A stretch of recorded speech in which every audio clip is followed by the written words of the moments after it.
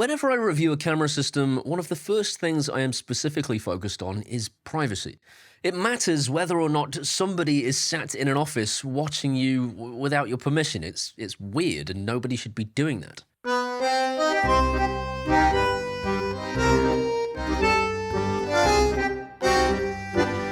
I'm not going to say which manufacturer in today's video is responsible for that. I don't need to. Who else but Bezos? Bezos, he's watching you in the tub.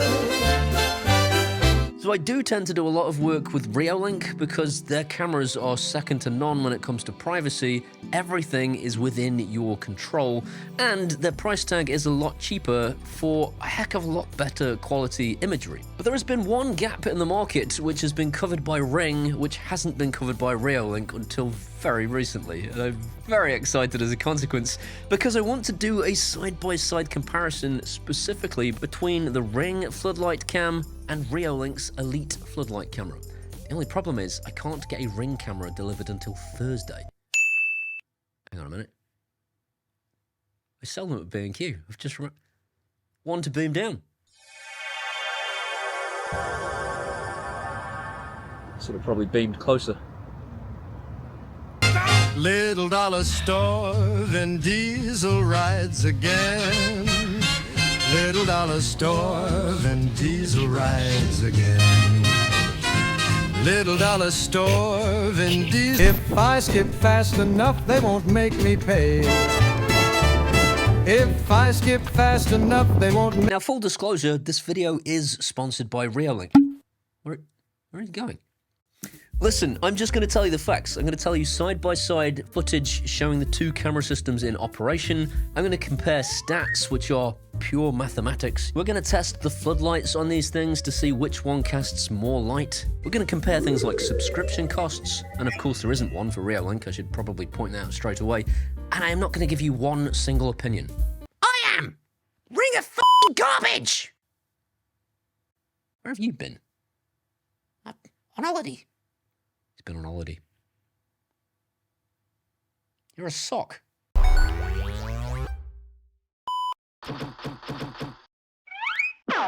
The idea of both of these cameras is that they just replace your standard floodlight. If you have a floodlight already on your house, you can just swap it out wire for wire, and it's dead easy to do.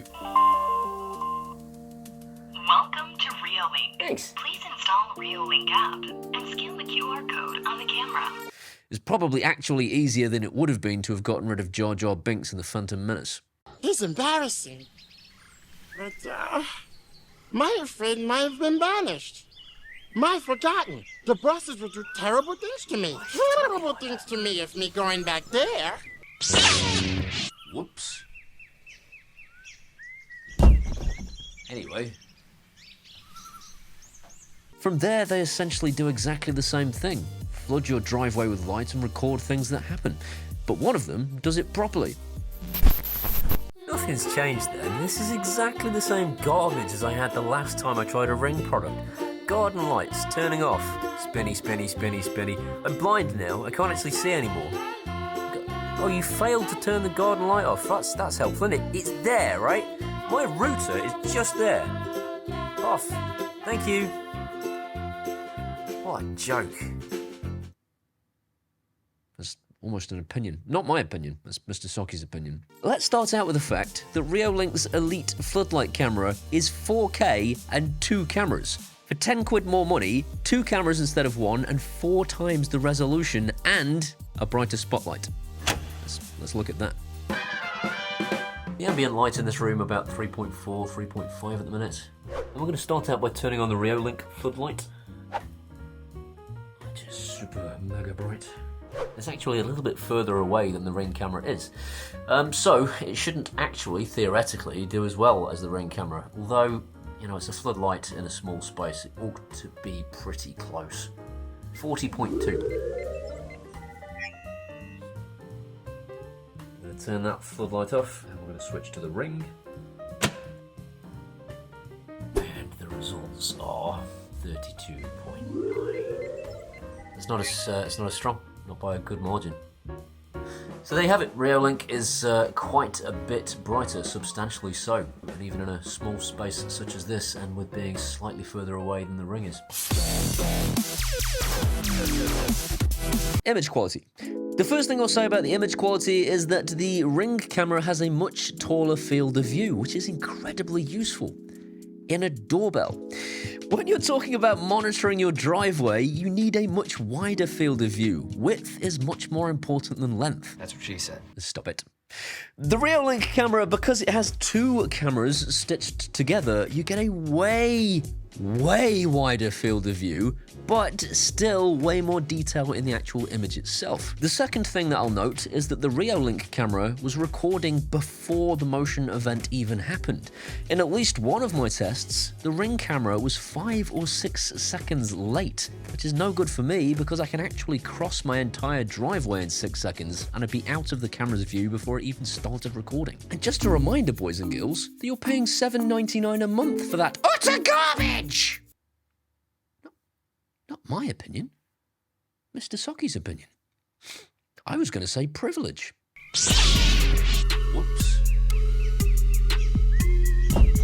If you buy a Reolink NVR, you can actually record to that thing 24 hours a day, 7 days a week for as many cameras as you like with no subscription whatsoever. But if you didn't want to spend extra money on an NVR, you could just use an SD card and stick that in the camera's butt anyway, and still record 24 hours a day, 7 days a week. And that's not even to say that Reolink don't do cloud storage, because they do if that's what you want to do instead. It just doesn't cost seven, whatever it was. £3.50 for Reolink. If you want cloud storage from Reolink, it's £3.50 a month. And now on to the bleeding obvious. Ring cameras suck so bad. If I owned one, I would be sad.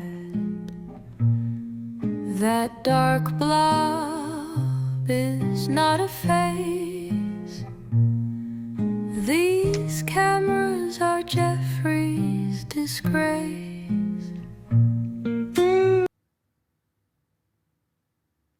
Why are people still buying Ring cameras? It blows my mind. This is, admittedly, the 1080p version. I couldn't get the 2K version because they didn't do it in B&Q. But come on, what is it? 2005? Why are they making a 2K camera anyway? That would still be half the resolution of the Reolink equivalent. Only one camera instead of two cameras, and way more money. But this is an honest review, so I'm going to tell you the two things that Ring do better. First of all, the Reolink camera has a split down the middle where the two cameras join together. You can't see this split at all when the object is in the distance, but once they come a little bit closer to the camera, within about a feet, that's when you start to see the split and your burglar turns into a cyclops. If your burglar is going to come and stare right into the lens, you might have a problem. Second of all, the Ring camera is running at 25 frames per second, which means it is taking more images per second of the person in front of it. This results in a little bit of smearing on the Reolink camera, particularly when it is dark, which would be a massive tick in the win column for Ring. If any of those frames happen to look like my face, whose nose is that? What is that meant to be? Computer enhance.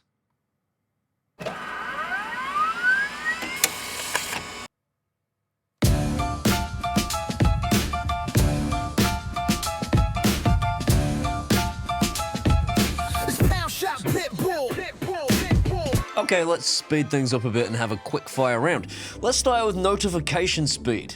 Reolink wins. It's only a tiny little margin, but it's enough. The speed in which the feed loads is incredibly fast. I'm actually impressed. With one note. For some random reason, Ring have thought, you know, if you click the feed, you probably don't want the feed. You probably want to be presented with a notification that tells you to tap to load the feed. That's why I'm here. What's that for? Both cameras do a great job with two-way talk, although I think Ring have cheaped out a little bit on the microphone. Hello, homeowner. I'm here to rob your house. Hello, burglar. How the devil are you? Hello, homeowner. I'm here to rob your house. Hello to what I can only assume is a burglar. It's quite hard to tell because you just look like an amorphous blob.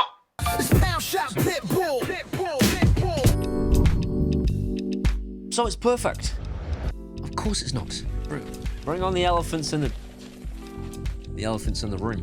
Almost everything on this list can be fixed by adding this thing to Home Assistant. So if you're a Home Assistant fan, just very quickly, you've got control over the floodlight here. I can turn the floodlight on and off. I can control the siren.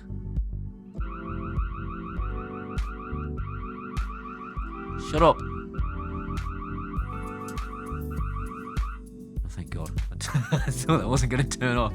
I can see whether there has been detected an animal, normal motion, a person, a vehicle. I can view the camera here in Home Assistant 2. I don't think it gets any quicker than that. That's insane. That's insanely quick. But I can also do things like change the sensitivity of the alerts, switch the day and night modes around, decide whether it's going to email me, switch the floodlight mode to its schedule or on only at night.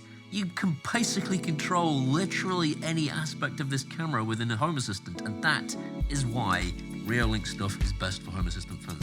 Ring, just forget it. The Home Assistant functionality is just nowhere near on a par with it. But if you are an ordinary user of smart homes and you're just wanting to use the Amazon Alexa stuff, this camera currently, at time of filming, just doesn't cut it. I don't know why, but the delay on the camera feed is so very, very slow.